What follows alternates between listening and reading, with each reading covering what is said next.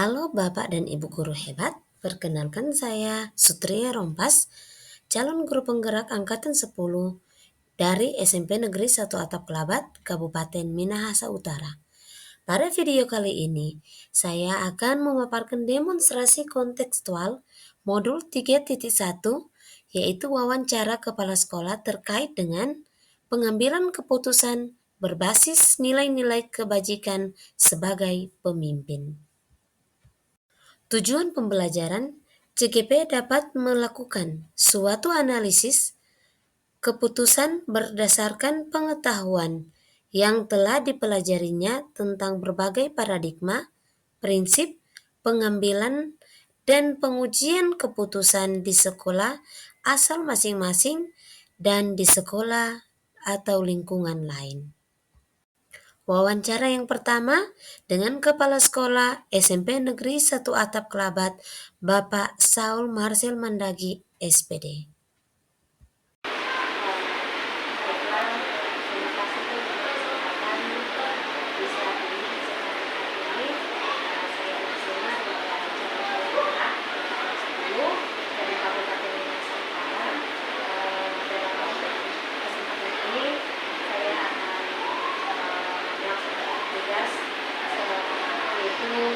Demonstrasi kontekstual modul 3.1. Dalam kegiatan ini saya ingin mewawancarai Bapak sebagai kepala sekolah di SMP Negeri 1 Atap Kelabat terkait dengan dilema dalam pengambilan keputusan selama Bapak menjalani tugas sebagai kepala sekolah. Ada beberapa pertanyaan yang ingin saya lakukan ya Pak. Yang pertama di sini, selama ini bagaimana Anda dapat mengidentifikasi kasus-kasus yang merupakan dilema etika atau bisikan Bapak?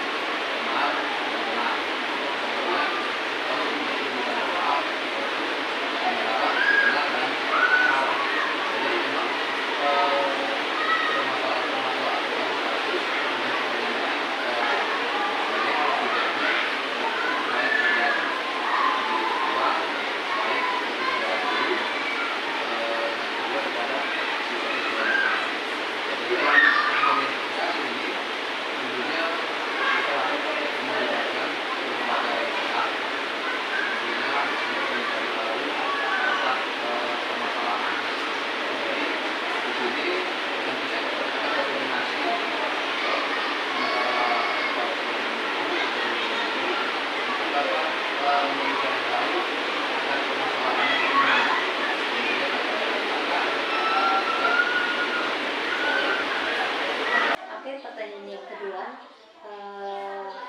selama ini bagaimana Bapak menjalankan pengambilan keputusan di sekolah Anda, Bapak, terutama untuk kasus-kasus di mana ada dua kepentingan yang sama-sama benar atau sama-sama mengandung nilai kebajikan?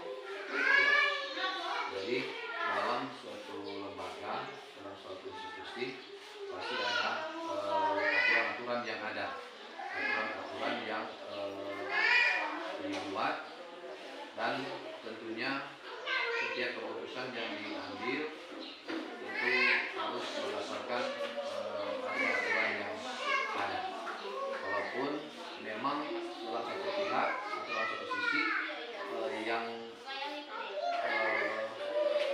satunya misalnya dalam posisi dia benar, kemudian satunya posisi benar, tapi kalau harus melihat dulu atas dasar-dasar aturan yang ada, supaya dalam mengambil keputusan ini kita tidak menyudutkan orang lain, atau setidaknya orang berlaku adil dengan orang lain setiap dengan dalam keputusan yang telah dilakukan. Pertanyaan ketiga, langkah-langkah atau prosedur seperti apa yang biasa Bapak lakukan selama ini? Ya, kalau dalam penyelesaian dilema etika ini kita harus melibatkan berbagai macam pihak. Jadi kita harus melibatkan pihak orang tua ketika dilema etika ini menyangkut dengan peserta didik atau anak-anak. Kita melibatkan orang tua, kita melibatkan elemen guru-guru yang ada yang terkait di dalamnya, kemudian kita selesaikan bersama. Kita mengambil suatu keputusan yang menjadi keputusan berdasarkan apa yang kita ambil pada waktu itu sesuai dengan permasalahan-permasalahan atau dilema etika. Pertanyaan yang keempat, hal-hal apa saja yang selama ini Bapak anggap efektif dalam pengambilan keputusan pada kasus-kasus dilema etika yang terjadi? Ya, jadi suatu hal yang efektif yang saya pikir baik untuk dilaksanakan dalam pengambilan keputusan, di mana kita jangan mengambil suatu keputusan secara sepihak, tapi harus bagaimana dapat berkoordinasi, dapat bersama-sama dengan elemen-elemen yang terlibat dan supaya setiap permasalahan etika yang ada itu boleh berjalan dengan baik, boleh terselesaikan dengan baik. Jadi setidaknya akan ada komunikasi, ada koordinasi dalam penyelesaian etika. Ini pertanyaan yang kelima. Hal-hal apa saja yang selama ini merupakan tantangan dalam pengambilan keputusan pada kasus-kasus dilema etika yang sudah Bapak alami? Memang tantangan di sini bagaimana keputusan ini dapat diterima yang masalah itu. Jadi ketika persoalan atau permasalahan yang mau diselesaikan ini kemudian keputusannya merugikan orang lain atau tidak dapat diterima dengan orang lain, itu yang lebih tantangan. Tapi ketika kita dapat mengambil keputusan dengan tepat sesuai dengan langkah-langkah yang ada atau sesuai dengan prosedur yang ada, kita dapat lakukan itu sesuai dengan itu dan dapat diterima, berarti suatu tantangan dalam pengambilan keputusan yang dapat yang baik. Di tantangan di sini artinya bagaimana setiap keputusan yang diambil itu dapat diterima dengan kesejahteraan. Yang keenam, pertanyaannya, apakah Bapak memiliki sebuah tata cara atau jadwal tertentu ketika Bapak menyelesaikan sebuah kasus dilema etika? Apakah Bapak secara langsung menyelesaikan di tempat atau memiliki sebuah jadwal untuk menyelesaikannya? Ya, jadi dalam hal ini tergantung dari permasalahan yang ada. Jadi ada permasalahan yang harus ditindaklanjuti secepatnya, perlu respon secepatnya, ada butuh waktu dalam penyelesaiannya. Jadi tinggal tergantung dari berat ringannya suatu permasalahan atau suatu kasus yang ada dalam pengambilan keputusan. Jadi ketika kasusnya atau permasalahannya ringan yang mungkin boleh diselesaikan pada waktu itu, diselesaikan pada waktu itu. Tapi ketika dia butuh proses dan perlu ada pelibatan atau keterlibatan dari berbagai pihak, itu membutuhkan waktu dan pastinya akan dijadwalkan. Pertanyaan yang ketujuh, adakah seseorang atau faktor-faktor yang selama ini mempermudah atau membantu Bapak ketika mengambil keputusan dalam menghadapi kasus-kasus dilema etika? Ya, jadi kalau berbicara faktor atau pengaruh dari pihak luar, yang pastinya kalau secara perorangan itu memang tidak ada. Yang ada itu dikomunikasi dengan pihak-pihak yang memang ada satu paut dengan permasalahan-permasalahan yang ada. Jadi di sini kepala sekolah memang perlu juga ada hal-hal masukan-masukan berdasarkan tentunya atau dalam hal ini untuk dimintai keterangan untuk dapat memperjelas setiap permasalahan yang ada. Kalau itu mampu diperlukan. Kalau memang tidak ada, berarti hanya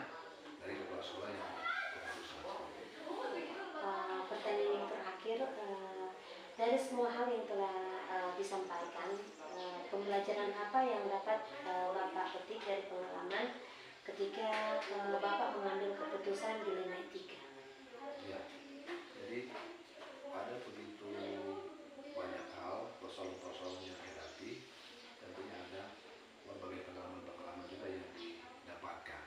Ya, jadi pengalaman di sini bagaimana kita dapat memutuskan segala sesuatu itu, tentunya dengan kita dapat berkolaborasi, dapat bekerja sama dengan rekan-rekan guru yang ada atau berbagai pihak, orang tua siswa ataupun komite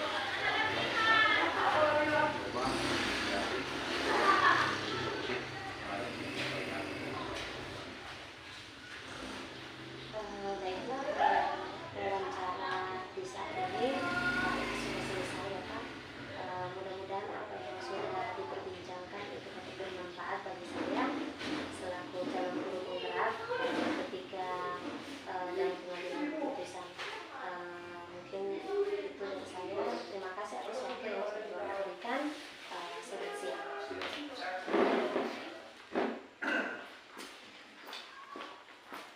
Wawancara kedua dengan Kepala Sekolah SD Negeri 61 Kelabat, Bapak Van Mario Mangator, SPD.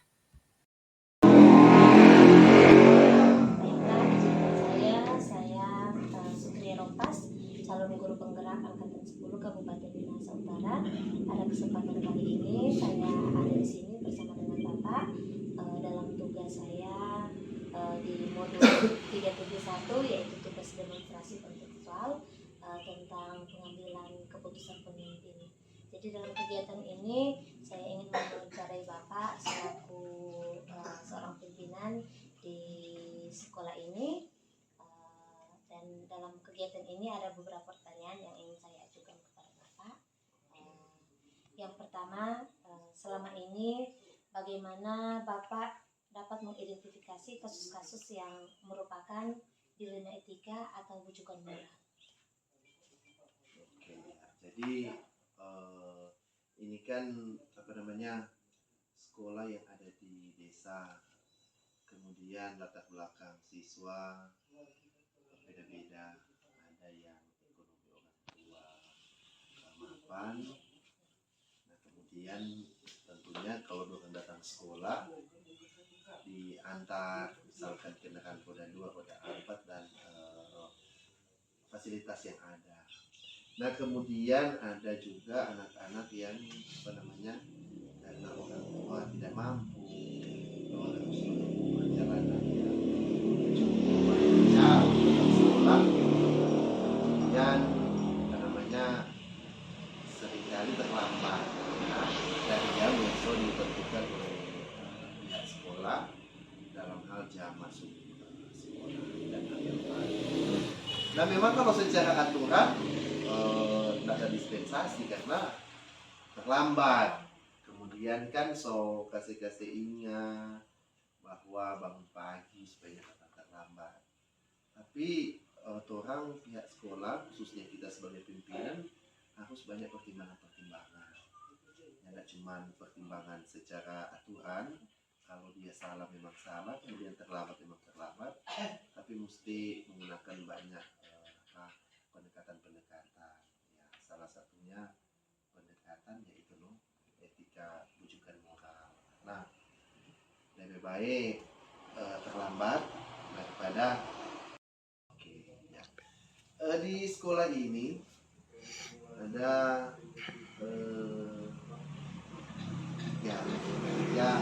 pelayan khusus, majelis di gereja, ada diaken, kemudian penatua dan wano.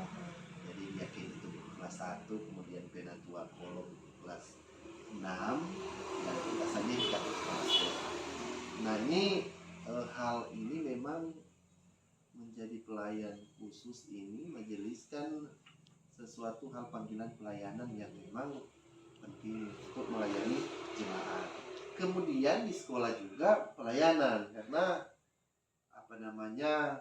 segala sesuatu yang orang buat positif itu adalah ibadah pelayanan. Nah, kalau kita sebagai pimpinan sekolah yang ada di sekolah ini khususnya, kita melihat kalau umpamanya misalkan di kelas 1, oh ada pelayanan kunjungan HUT pagi jam 8. Di satu sisi anak-anak mutabiah, di satu sisi jemaat mutabiah. Apa yang mau dilakukan? Ya kalau kita cuma simpel-simpel saja, kita suruh guru kelas 1 yang seorang yakin itu di pelayanan, kemudian kita ganti mengajar di kelas 1. Jadi tidak ada yang terabaikan dari 1. Kan kalau kita kepala sekolah boleh kan administrator, tidak DP waktunya tidak harus paten, boleh kerja di luar jam sekolah. Oke, pertanyaan yang ketiga.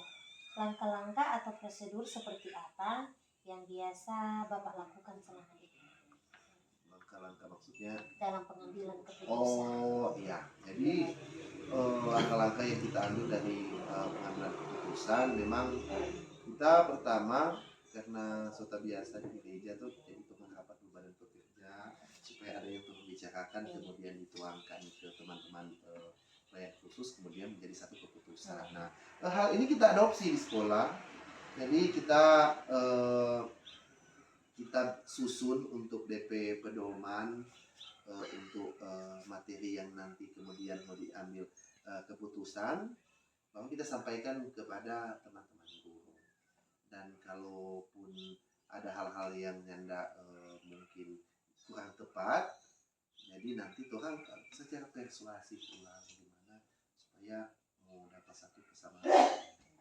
Kolaborasi. Iya, ada kolaborasi. Pertanyaan yang selanjutnya ya Pak, hal-hal apa saja yang selama ini Bapak anggap efektif dalam pengambilan keputusan pada kasus-kasus di 5 etika? Jadi yang dianggap efektif. Kalau yang kita temui dan kita alami saat ini yang lebih efektif memang cuman kasih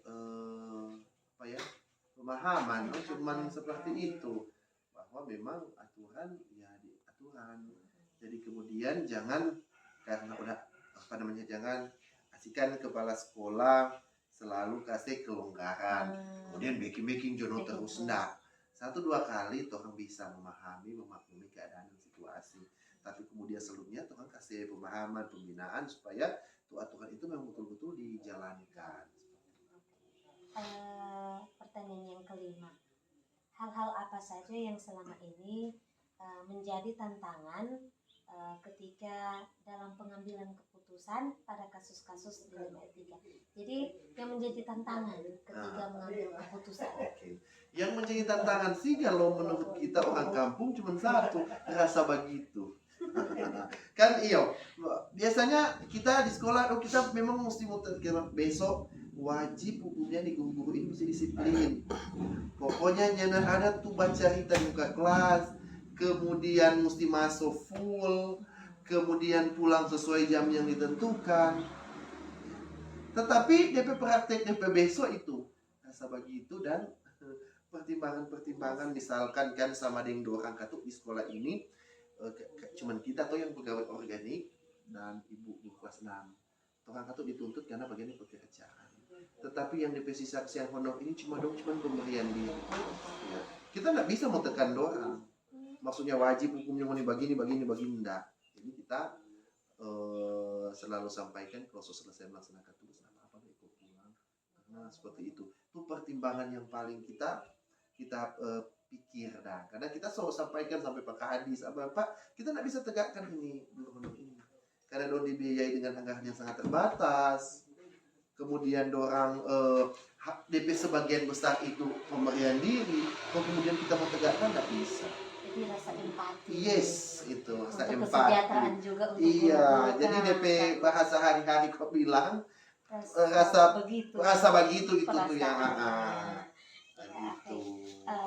Sekarang pertanyaan yang selanjutnya, apakah Bapak memiliki sebuah tata cara atau jadwal tertentu dalam sebuah penyelesaian kasus dilema etika, apakah Bapak langsung menyelesaikan di tempat atau memiliki sebuah jadwal untuk menyelesaikannya?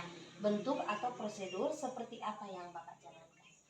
Misalnya kasus ringan atau langsung diselesaikan, atau adakah kasus yang berat? Iya, ini kan memang dia kan kok situasionalnya, atau nanti ketika ada masalah. Tapi kita kok ketika jadi pimpinan di sekolah ini, kita kok step by step. Maksudnya kalau ada masalah yang menurut kita sangat rumit dan harus diselesaikan, kita selesaikan.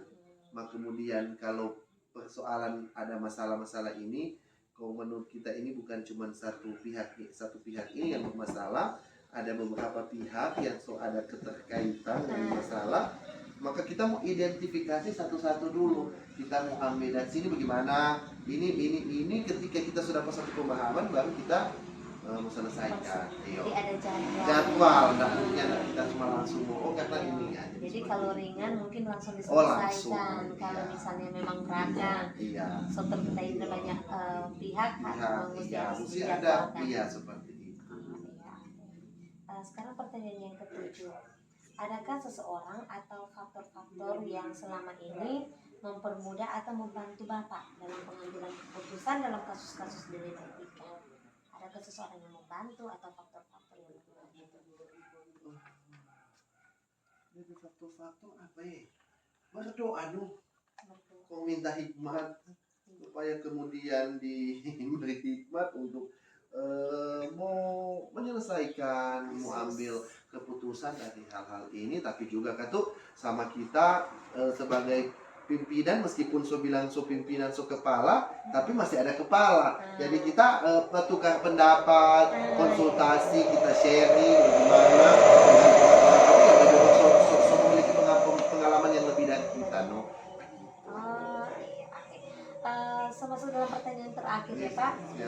Dari semua hal yang telah Bapak sampaikan dalam perbincangan saat ini, pembelajaran apa yang dapat Bapak petik dari pengalaman Bapak mengambil keputusan dilema etika? Oke, ya. Memang ini kok setiap hari orang bukan cuma dalam bukan cuma dalam bagian pekerjaan itu, mau di pelayanan, mau di kehidupan keluarga, masyarakat, orang tetap diperhadapkan dengan ini dilema, antara nyanda dan iyo Pak ini. Dari berbagai hal yang kita alami dan kita berbagai pekerjaan, cuma ada beberapa poin yang kita selalu ingat, maksudnya sebagai seorang pemimpin, orang mesti jadi air dan kadangkala situasi yang orang pimpin lain-kali suka berbeda, mungkin karena kepala sekolahnya yang terlalu apa guru-guru, kemudian di lingkungannya yang ada dalam tanda kutip nyadak nyaman. Makanya orang mesti jadi api. Supaya apa? Supaya itu menghangatkan. Kemudian orang mesti jadi air juga. Karena seringkali di lingkungan pekerjaan, karena mungkin ada kesalahpahaman, tersinggung ketika kita mau kasih training aturan, nah kalanya harus tabakar jadi api. Di situ orang mesti kemana jadi air yang bisa mati di api, kemudian baking menyejukkan. Dan ikut mesti berprinsip, mesti pakai berprinsip bahwa pemimpin tidak selamanya memimpin. Karena orang dalam menjalankan tugas tuh bak-bak mengerti, saling menghargai, itu yang pertama. Sehingga kita bilang ke teman-temanmu di sekolah ini, kalau mau berpikir sebagai kepala sekolah ya apa-apa. Karena orang kan bebas berpikir. Nah, cuma satu poin yang boleh baking, jangan bertindak sebagai kepala sekolah. Supaya di lingkungan sekolah itu jangan ada tuh yang begini. Jadi sebuah kepala sekolah kan. Nah, dan puji Tuhan kita selama 2021 Januari sampai 2024 ini memimpin di sekolah ini aman-aman, nyaman-nyaman, aturan is aturan, tetapi kita selalu mengutamakan kebersamaan dan kenyamanan dari teman-teman. Karena nyana efektif. Semakin orang menegakkan tuh disiplin, semakin anak buah memberontak. Bukan cuma dengan cara dia memberontak, bukan, tapi dengan berbagai hal. Cuma orang bilang masuk kelas pokoknya jam 7 sudah di kelas, jam 9 keluar. Di dalam kelas tuh kan tidak kontrol, dia cuma main handphone atau dia cuma yang penting aduh kepala sulit tapur-tapur aja. Semua itu mesti dari hati. Kalau segala sesuatu dilakukan dari hati, luar biasa DP pencapaian DP output dari Tuhan P apa yang Tuhan lakukan. Luar biasa kan. Jadi yang saya ambil di sini seperti yang Bapak sebutkan tadi, menjadi api dan air. Jadi menjadi air untuk menyejukkan ketika panas dan menjadi api untuk menghangatkan ketika dingin. Cuman baik. Iya, jadi luar biasa Pak. Mungkin sampai di sini perbincangan kita di saat ini. Dan saya selaku calon guru penggerak sangat berterima kasih untuk waktu yang sudah diberikan dalam membantu saya, dan juga banyak hal yang saya dapatkan dari sini. Menjadi seorang pemimpin memang tidak mudah, dan mudah-mudahan bermanfaat bagi saya. Oke, terima kasih Pak untuk waktunya. Selamat malam.